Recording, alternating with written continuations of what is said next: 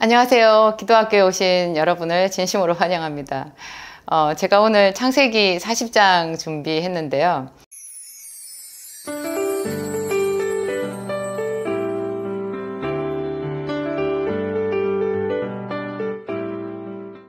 창세기 40장은 이제 요셉이 감옥에 있었던 그 사건을 이야기하고 있거든요.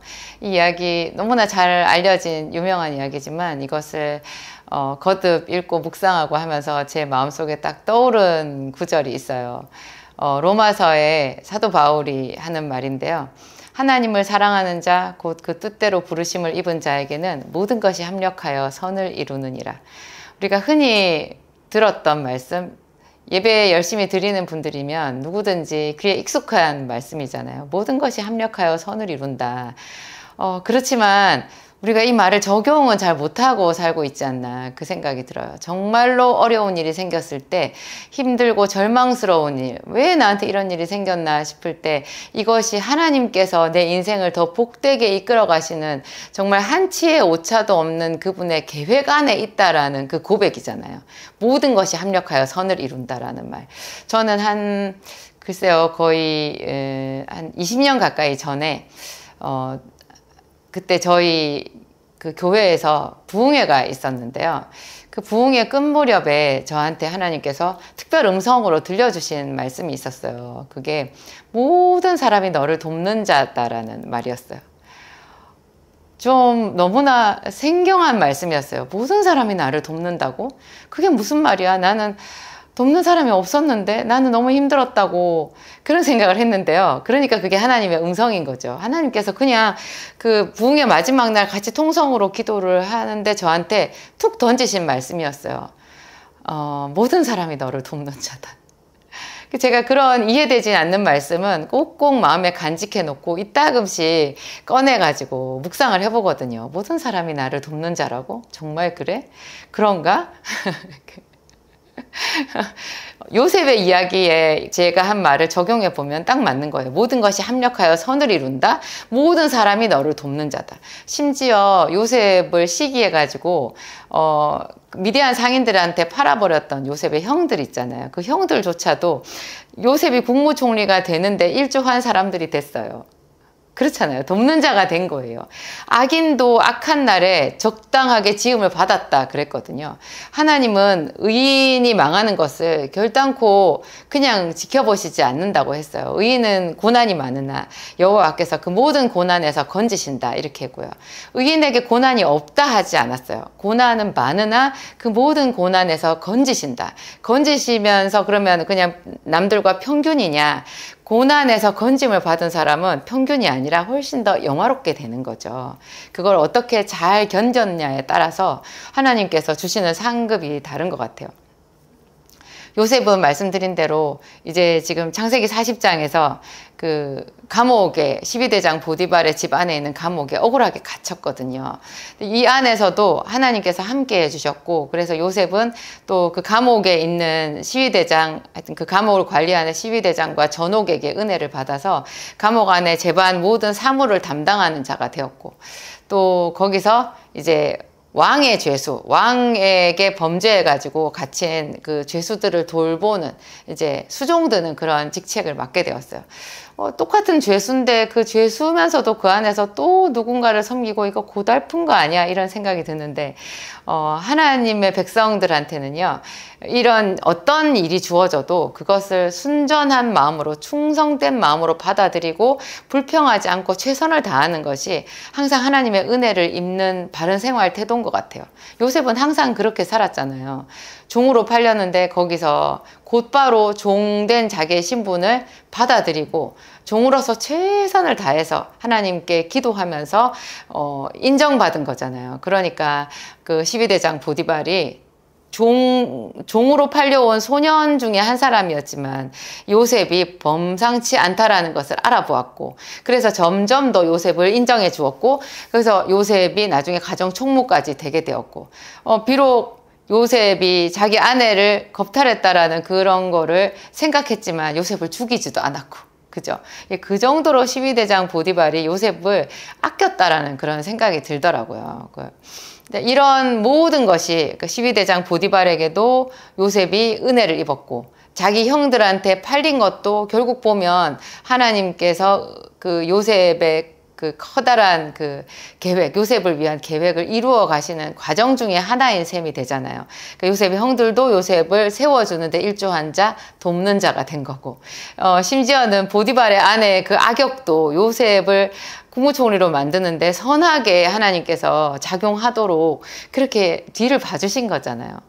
그러고 보면 우리의 감사, 우리가 하나님 앞에 드리는 감사 있잖아요. 이거는 하나님에 대한 이해가 깊을수록 감사도 더 순전하게, 더 정말로 짙은 감사, 온전한 감사로 되는 것 같아요. 감사할 거리가 있어서 그 감사할 거리 때문에 우리가 제대로 감사를 드리는 게 아니라 우리의 깨달음이 깊을 때 하나님께 온전한 마음으로 찬양을 드릴 수 있는 거다.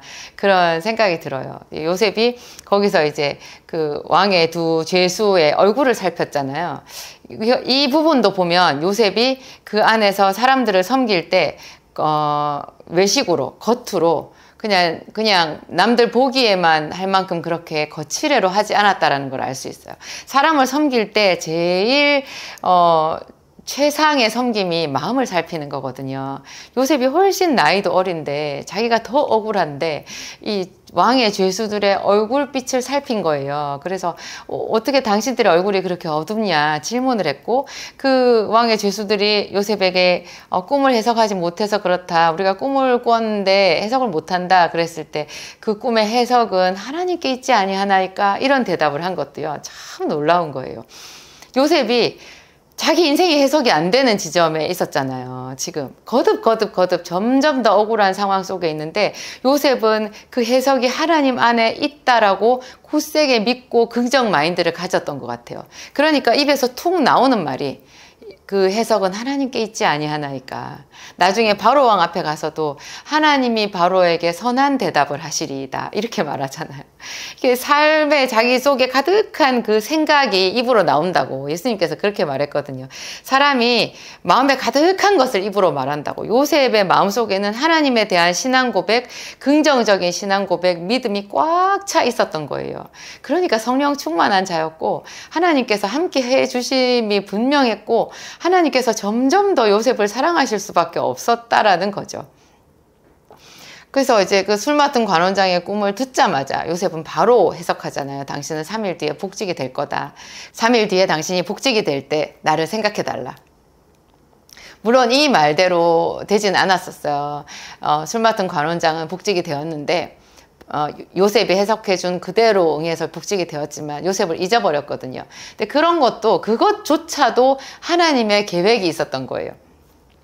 우리도 내가 어떤 사람한테 선을 베풀고 나서 바로 어떤 이렇게 거기에 좋은 결과가 있기를, 바로 나에게 돌아오는 어떤 보상이 있기를 기대할 때가 많이 있어요.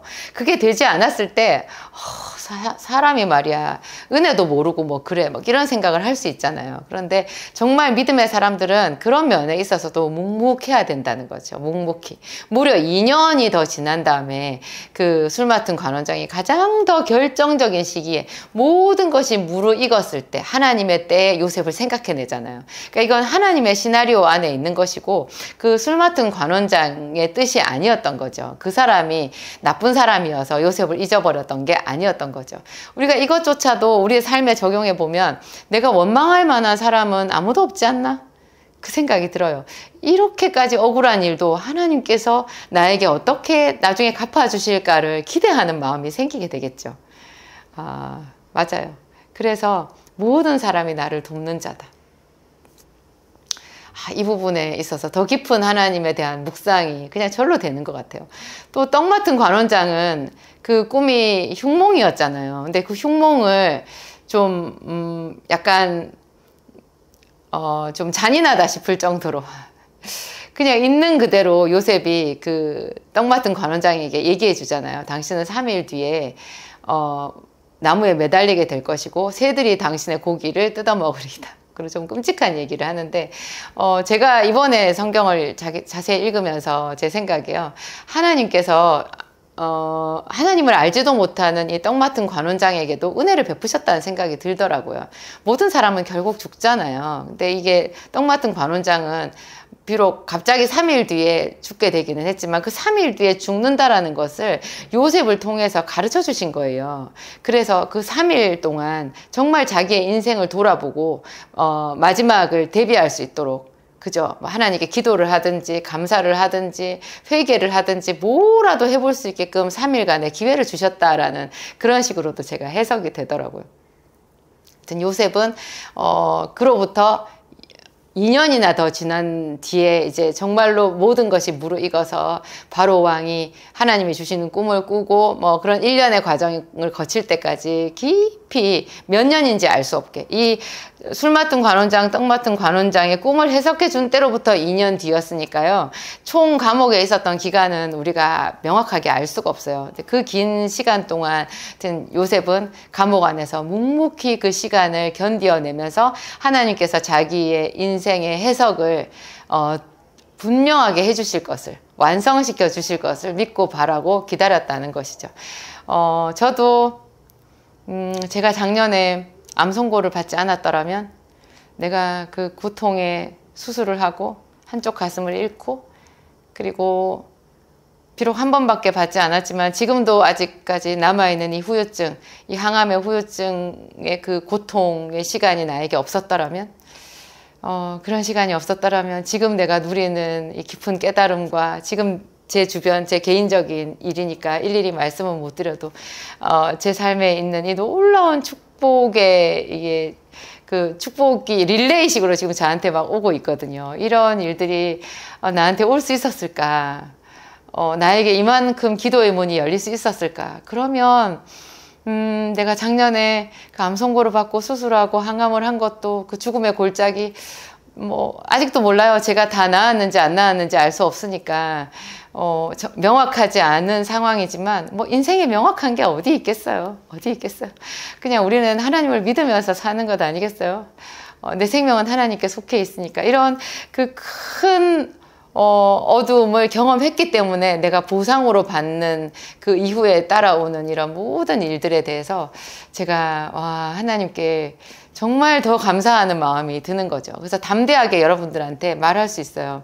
여러분 주변에 있는 모든 사람, 지금 악역을 하고 있는 그 사람조차도 여러분을 훈련하는 사람이고, 그것을 딛고 일어서서 더 담대하게 선포하고 믿음으로 선포하고 기도하고 영적인 전쟁을 수행하면 모든 것이 보석으로 바뀔 수 있다고, 합력해서 선을 이룰 수 있다고, 그렇게 제가 여러분들한테 말씀드릴 수 있을 것 같아요. 하나님의 솜씨, 하나님께서 얼마나 실수가 없으신가, 우리의 삶에 버려진 부분까지 완벽하게 사용하셔서 그걸로 아름다운 우리의 모습, 신의 성품에 참여하는 우리의 모습을 만들어 가는가, 그런 생각을 하면 극진한 찬양이 나오는 거죠. 찬양이 나오면서 우리 마음의 모든 슬픔과 억울함이 다 떠내려가는 것 같아요. 오늘 그런 마음으로 제가 창세기 40장을 묵상해 보았습니다. 기도하겠습니다.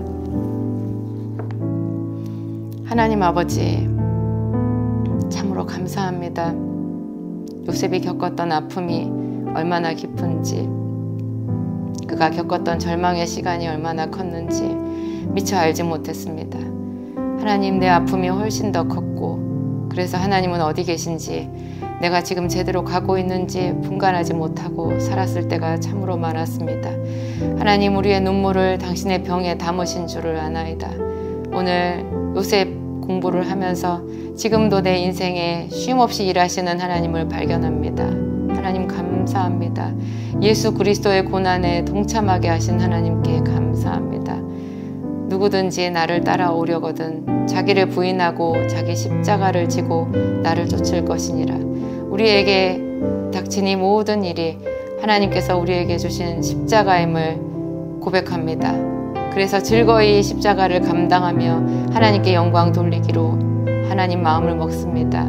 요청하오니 성령님 오시옵소서. 우리에게 오셔서 용기를 주시고 지혜를 주시고, 하나님 어려운 어떤 문제라도 하나님 앞에 올려드리며 감사하며 승리를 선포하도록 도와주옵소서. 하나님, 주님을 찬양합니다. 천지를 만드신 것 같이 우리 인생을 아름답게 만들어 가시는 하나님을 찬양합니다. 신의 성품에 참여하도록 우리 안에 모든 더러운 것과 모난 것과 가시 돋친 것을 다 제거하여 주옵소서. 하나님께 영광 돌리는 아름다운 모습으로 만들어 주옵소서. 우리가 이 세상의 빛과 소금이 되기에 힘쓰겠습니다. 성령님 인정하고 환영하고 모셔드립니다. 오늘 하루도 우리의 삶을 주께 올려드리며 모든 말씀 우리 주 예수 그리스도의 이름으로 기도합니다. 아멘.